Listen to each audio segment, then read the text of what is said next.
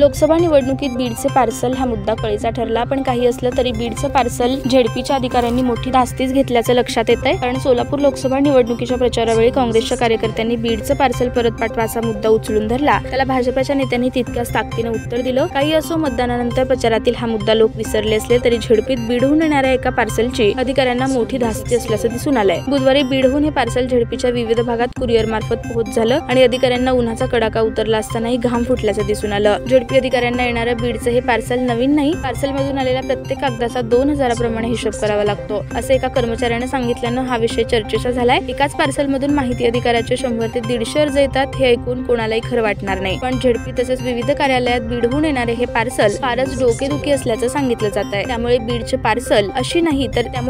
पार्सलची अशी नाही तर तशी चर्चा तर होणारच आहे। या पार्सलचा बंदोबस्त कसा करायचा याची चिंता आता अधिकाऱ्यांमध्ये लागून राहिली आहे।